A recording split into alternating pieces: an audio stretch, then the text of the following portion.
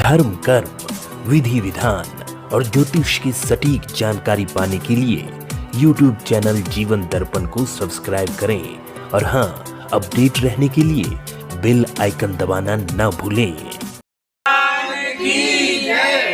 पहले तो हमको आपको ये जान लेना है कि नारायण को तो हम जानते ही जानते हैं,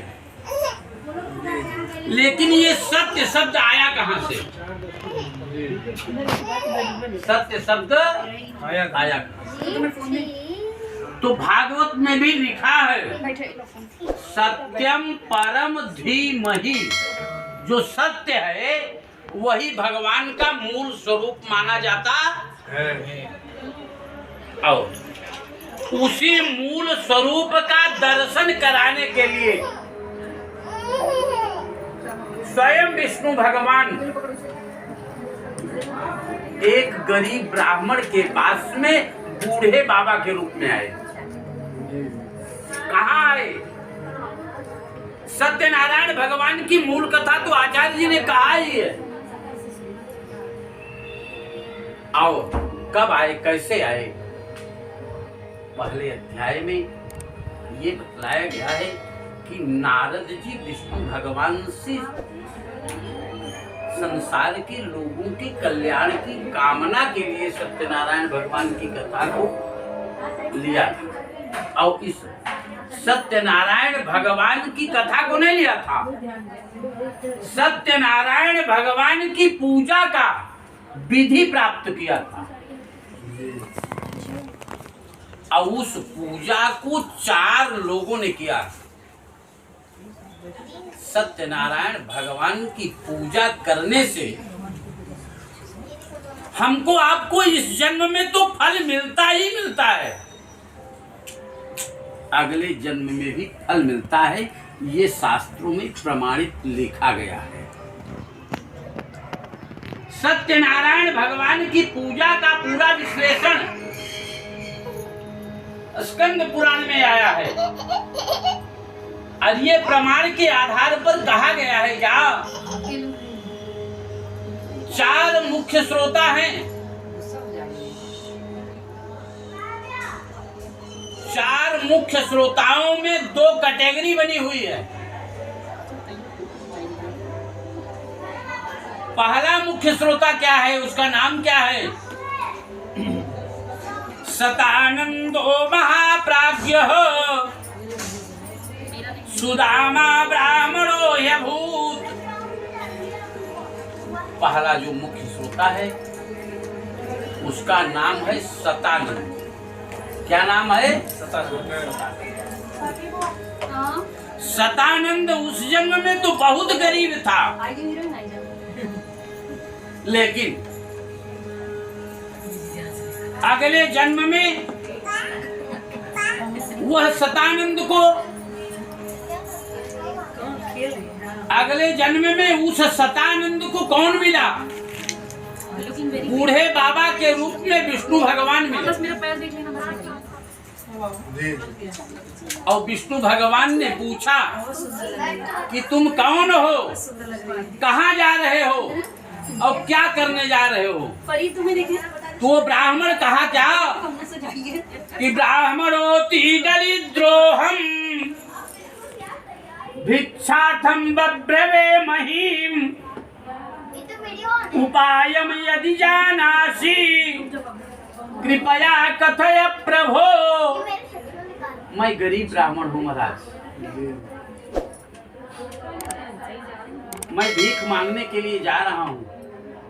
मेरी अवस्था भी जीर्ण शीर्ण हो चुकी है। यदि आपके पास कोई उपाय हो, मेरी गरीबी दूर हो जाए तो कृपा करके आप बता दीजिए। बूढ़े बाबा के रूप में जो आए थे स्वयं विष्णु भगवान ही थे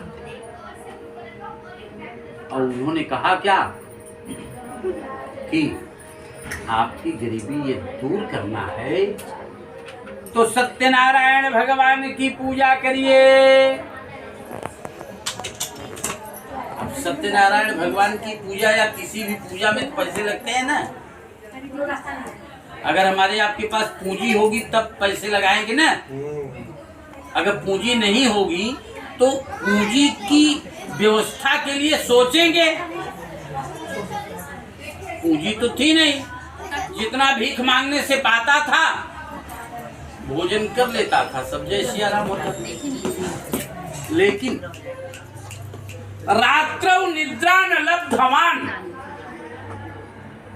रात में उस गरीब ब्राह्मण को नींद नहीं आई। केवल बूढ़े बाबा का चेहरा दिमाग में खटकता था कि उसने कहा है कि आपकी गरीबी दूर हो जाएगी तो मुझे ये पूजा करना चाहिए। तो जैसे ही सुबह उठा, अपने धर्मपत्नी से चर्चा किया कि कल एक महात्मा जी मिले थे, बहुत सिंपल सोवर थे, चेहरे में इतनी तेज थी कहने लायक नहीं। और उन्होंने मुझसे मेरा परिचय पूछा, मैंने अपना परिचय बताया। परिचय बताने के बाद में मैंने उनसे आग्रह किया कि मैं गरीब ब्राह्मण हूँ, गरीबी दूर करने का यदि आपके पास कोई उपाय हो तो बता दीजिए। तो उन्होंने कहा सत्यनारायण की पूजा। अब सत्यनारायण की पूजा करने के लिए मेरे पास पैसे नहीं। धर्मपत्नी कही कि कितने पैसे की जरूरत। पत्नी के पास भी पैसे नहीं थे, लेकिन 2-4 परिवार के सदस्य थे। 2-4 परिवार के सदस्यों ने मिल करके ये संकल्प किया कि अगर एक दिन हम भोजन नहीं करेंगे तो हमारा पूजा हो जाएगी। तो गरीब ब्राह्मण कहा कि हाँ आपकी पूजा। तुरंत संकल्प किया कि आज भीख मांगने से जो धन मुझे मिलेगा, सारा धन मैं भगवान सत्यनारायण की पूजा में। संयोग देखिए कि हमारे आपके संकल्प में कितनी ताकत होती है। ये संकल्प करके गया वो गरीब ब्राह्मण, और प्रतिदिन जो 2-2 मुट्ठी, 1-1 मुट्ठी देने वाले थे वो ज्यादा दिए। द्विगुणीकृत दत्तवान, इतना ज्यादा दिए कि दोपहर तक में ही बहुत पर्याप्त धन मिल गया उसको। और उस धन को ला करके वेद पाठी ब्राह्मण को बुला करके पास पड़ोस के लोगों से भी आमंत्रित करके, जिस प्रकार से आप लोग बैठे हो इसी प्रकार से दत्तचित्त होकर के सत्यनारायण भगवान की पूजा। संकल्प ये किया था कि जो भी धन आएगा सब भगवान की पूजा में लगा देंगे। अगर वो गरीब ब्राह्मण भोजन करना चाहता तो भोजन भी कर लेता, बचाना चाहता तो बचा भी सकता था। लेकिन संकल्प क्या किया था? जो भी धन आया, जो भी धन उसके पास पूजा की व्यवस्था से बचा, ब्राह्मण देव को समर्पित करके प्रणाम कर दिया। भगवान की कृपा से उसी की रेशियो से वो धन पाने। मासी व्रतम कृतम,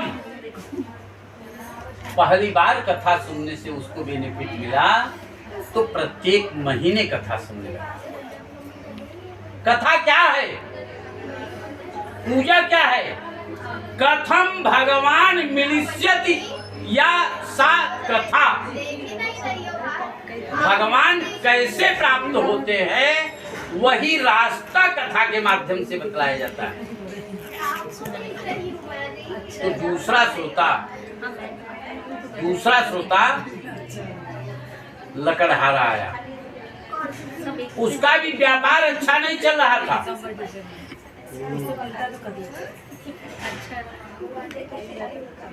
बड़ी भीड़ लगी थी और भीड़ को देखने के बाद में लकड़हारे के मन में ये भाव बना कि लकड़ी खरीदने वाला कोई मिल सकता है। लेकिन सारे लोग प्रसाद लेकर के अपने अपने घर चले गए, किसी ने पूछा नहीं हुआ लकड़हारा। यहाँ तक कि पंडित जी भी चले गए। ब्राह्मण देव से प्रार्थना किया कि महाराज आपने यह क्या किया, क्यों किया? तो कहा कि मैं सत्यनारायण भगवान की पूजा किया। कहा महाराज हमारा व्यापार अच्छा नहीं चल रहा है, क्या मैं करूं तो मुझे फायदा मिलेगा? हाँ, भगवान की कृपा होगी, निश्चित आपको फायदा मिलेगा। क्योंकि शास्त्र में कहा गया है क्या, किम फलम किम विधानम च कृतं केनैव तद्व्रतं तत्सर्वं विस्तराद् ब्रूहि कदा कार्यं व्रतं प्रभो। किम फलम, ये सत्यनारायण भगवान की पूजा करने का फल क्या मिलेगा? किम विधानम, पूजा करने की व्यवस्था क्या है? कृतम केनैव तद्व्रतम, सत्यनारायण भगवान की पूजा किस किस को करना चाहिए? तत्सर्वं विस्तराद् ब्रूहि कदा कार्यं कृतं, कब कब सत्यनारायण भगवान की पूजा करना चाहिए, सारा विस्तार से बतला दीजिए। तो उसका उत्तर क्या है? धन धान्यादिकम तस्य, पहले तो सत्यनारायण भगवान की पूजा जो व्यक्ति करता है उसके सुख समृद्धि की वृद्धि होती है। सौभाग्यम संतति करम, यदि सौभाग्यवती महिला भगवान की पूजा में उपस्थित होती है उसके पति की आयु बढ़ती है। और क्या, यदि संतान वाली महिला सत्यनारायण भगवान की कथा सुनती है तो उनके संतान में धार्मिकता आती है। यदि निसंतान महिलाएं सत्यनारायण भगवान की पूजा कर रही हैं तो उन्हें संतान की प्राप्ति होती है। यदि गरीब सत्यनारायण भगवान की पूजा कर रहा है तो गरीबी उसकी दूर होती है। यदि पुरुष सत्यनारायण भगवान की पूजा कर रहा है तो सर्वत्र विजय प्रदम, हर कार्य में विजय की पताका लहराती रहती। अब इसको किया कहाँ जाए? यस्मिन् कस्मिन् दिने मर्त्यो भक्ति श्रद्धा समन्वितः, चाहे जिस स्थान पर सत्यनारायण भगवान की पूजा किया जाए, लेकिन श्रद्धा भक्ति का होना आवश्यक। समझ रहे हैं? तो पहले श्रोता की बात सुना आपने, दूसरे श्रोता की बात आपने सुना, तीसरा श्रोता उल्का मुख नाम का राजा, चौथा श्रोता साधु नामक गरीब। अब डायरेक्ट केवल हम पहले श्रोता की बात बताते हैं क्या? डायरेक्ट पहले श्रोता की बात बताते हैं कि इस जन्म में क्या उसको बेनिफिट मिला, अगले जन्म में क्या बेनिफिट मिला। पहली बात मैंने ये कहा ना, सतानंदो महाप्राज्ञ सुदामा ब्राह्मणो ह्यभूत्, वो अगले जन्म में सुदामा के रूप में पैदा हुआ। सुदामा कौन था जानते होंगे सब लोग, कृष्ण के मित्र, लेकिन गरीब। समझ, इतने गरीब थे कि उनके संतान कई थे, लेकिन भोजन की नौबत नहीं। लेकिन धर्मपत्नी भी धर्म से व्यवस्थित थी। पत्नी का नाम था सुशीला।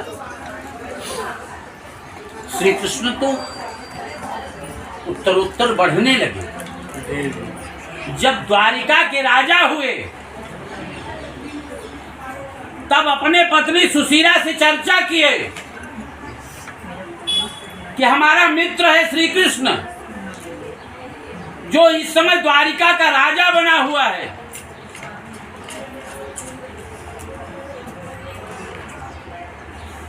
एक समय ऐसा आया कि एक हफ्ते से भोजन कोई नहीं किया था। छोटे छोटे बच्चे थे, पड़ोसियों के यहाँ से भोजन कर लेते थे, लेकिन ये दोनों कहीं जाते नहीं थे, पानी पी करके समय बिताते थे। धर्मपत्नी बहुत दुखी हुई। महात्मा सुदामा जी पूजन कर रहे थे। डरते डरते गई सुशीला, पति से हाथ जोड़ करके कही कि स्वामी, कभी आप चर्चा किया करते थे कि द्वारिका का राजा मेरा मित्र है, तो कभी कष्ट में मित्रों को भी याद कर लिया करिए। आओ, अगर आप उनसे बताएंगे तो कुछ आपको दे देंगे, तो सीखते ते कुटुंबिना, कुछ दिन घर परिवार का खर्च वर्च। सुदामा ने अपने धर्मपत्नी सुशीला से क्या कहा जानते हैं? कि द्वारिका का राजा जरूर है, लेकिन वो भगवान की श्रेणी में है। आओ, अगर उससे मैं मांगूंगा तो मजदूर बन जाऊंगा।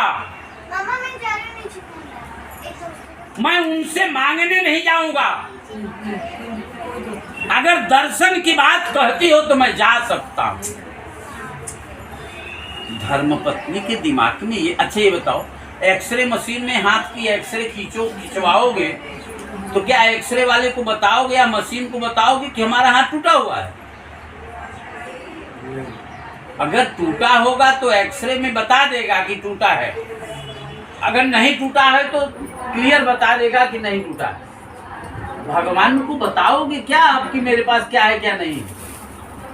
सुशीला हाथ जोड़ करके कही, स्वामी आप भगवान से कुछ मत मांगो, लेकिन दर्शन करने तो जा सकते हो ना। सुदामा समझ गए बात, कहे कि हाँ दर्शन की बात कहती हो तो मैं भगवान के यहाँ जा सकता हूँ, कोई दिक्कत नहीं, लेकिन नियम के विपरीत कोई काम करूंगा नहीं। शास्त्र ये कहता है कि रिक्त हस्ताम न गच्छेत राजानम देवताम गुरु।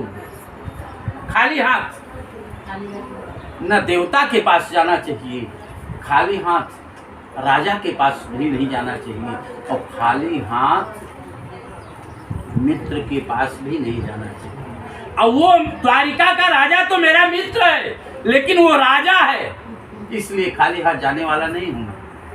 कोई भेंट देने की बंदोबस्त करो, मैं जा सकता हूँ।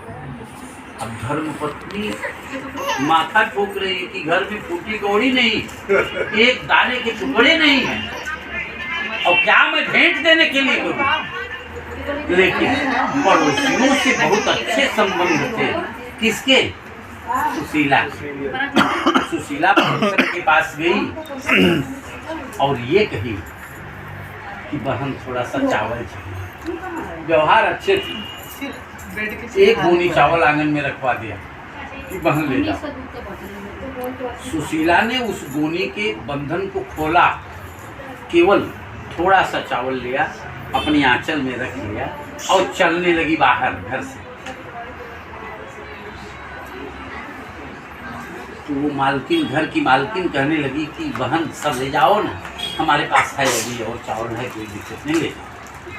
सुशीला कही कि नहीं बहन, बस इतने की ही जरूरत। दूसरे पड़ोसन के यहाँ गई, दूसरे पड़ोसन के यहाँ से भी एक गोनी चावल मिल गया, उसमें भी गोनी खोल करके केवल थोड़ा सा चावल लिया, उसी चावल में डाल दिया। चलने लगी, पड़ोसन कही कि बहन ले जाओ। नहीं बहन, बस इतनी ही आवश्यक। तीसरे पड़ोसन के घर गई, तीसरे पड़ोसन जो है वो भी दी एक गोनी चावल, थोड़ा सा उससे भी चावल लिया और लेकर के चले गए। फटे पुराने कपड़े में लपेट करके किसी प्रकार से उनको दे दिया। सुदामा जब कृष्णपुरी गए, द्वारिकापुरी गए, तो उनका कितना सम्मान किया है आप सब जानते हो, ज्यादा विस्तार से बताने की आवश्यकता। अपने घर ले गए तो उनकी पत्नी रुक्मिणी पंखा चला रही है, स्वयं श्री कृष्ण पैर धो रहे हैं सुदामा के। आश्चर्य में सारी पत्नियां पड़ी कि मने कृतम पुण्यम अवधूते ने विष्णुना, ये गरीब ब्राह्मण क्या किया, कौन ऐसा पुण्य किया है कि साक्षात लक्ष्मीपति पैर धो रहे हैं, साक्षात लक्ष्मी जी पंखा चला रही है। ये है कौन? तो आए हुए मित्र सुदामा का परिचय बताने लगे। कौन? खुला है ना। श्री कृष्ण ने बताया क्या कि विप्र प्रसादात् धरणीधरोऽहम्, विप्र प्रसादात् कमलाबरोऽहम्, विप्र प्रसादात् अजिताजितोऽहम्। मैं इन्हीं ब्राह्मण के आशीर्वाद से मैं पृथ्वी का राजा बना। यही ब्राह्मण है जो तुम्हारा प्रेम पत्र लेकर के आया था। रुक्मिणी, याद करो, तुम्हारी शादी तो किसी और से होने वाली थी। तुम्हारा प्रेम पत्र लेकर के यही ब्राह्मण आया था, तब मैं तुम्हारा हरण किया था, तुम्हारा वरण मैंने किया था।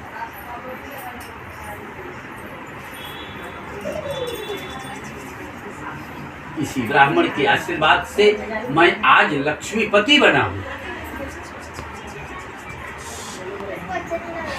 ये सब बताया, परिचय बताया सारी। अच्छा, अब सुदामा से पूछ रहे हैं कि भैया आप जब पढ़ते थे तो कहते थे शादी नहीं करेंगे, शादी नहीं करेंगे, आपने शादी किया कि नहीं किया? जल जलपान फाइनल हो गया, कोई दिक्कत नहीं, समझ रहे ना? तो सुदामा ने कहा मैं शादी नहीं करने वाला था और घर वालों ने दबाव दिया और मैंने शादी कर लिया। तुरंत पूछा कि भाभी का नाम क्या है? कहा तुम्हारी भाभी का नाम सुशीला है। तब तुरंत कहा कि भाभी ने मेरे लिए क्या भेजा है?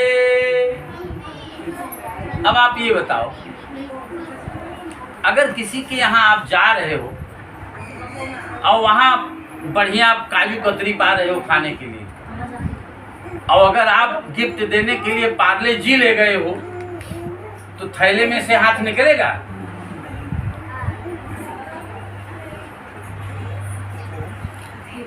संकोच रहे थे जो भेंट लाया था सुदामा ने, तो उनके संकोच को समझ करके क्या कहा द्वारिकाधीश ने कि पात्रम पुष्पम फलम तोयम यो मे भक्त्या प्रयच्छति तदहम उपहृतम असनामि प्रयतात्मनः।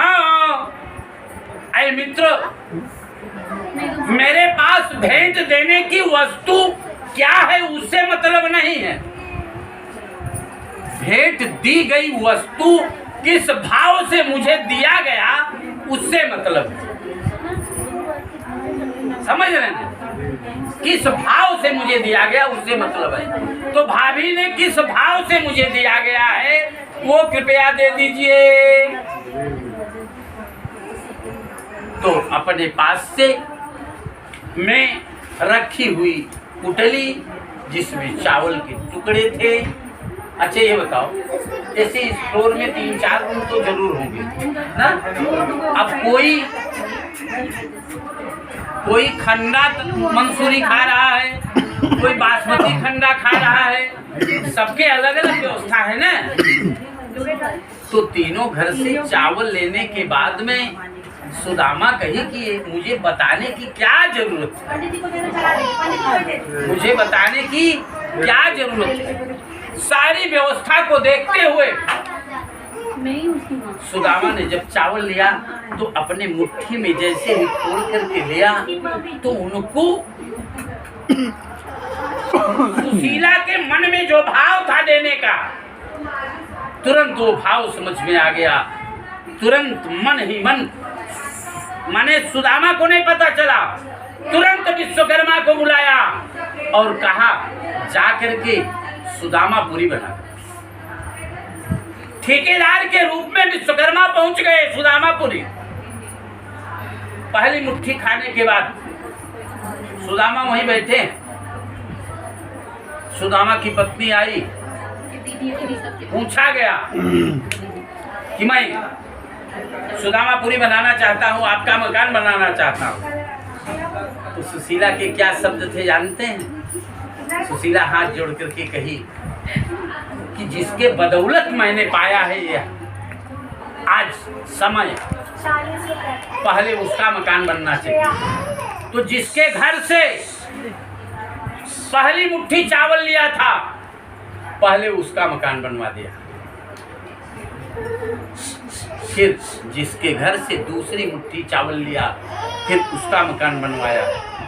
फिर तीसरी घर से जो तीसरी मुट्ठी चावल लिया, उसका मकान बनवा दिया। फिर अपना मकान बनवाया। फिर पूरे गांव का परिवर्तन करवा दिया। 2 मुट्ठी में सब कुछ मिल गया। तीसरी मुट्ठी में खाना चाहते थे, तीसरी मुट्ठी में केवल रुक्मिणी बची थी।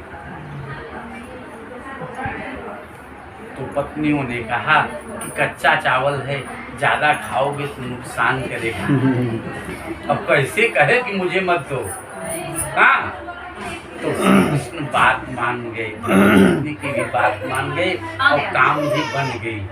बोलिए सत्यनारायण भगवान की जय। आप जितने लोग आए हो, ये जो 4 श्रोता हैं, इन लोगों ने पहली बार सत्यनारायण भगवान की पूजा किया, उन्हें बेनिफिट मिला 110%। आप लोग हजारों बार पूजा किए हो, लेकिन कोई परिवर्तन नहीं आ रहा है। क्यों? उसका पता हमको लगाना पड़ेगा। इसी पर 5वें अध्याय की कथा और आज की पूजा परिसमाप्त की जाती है।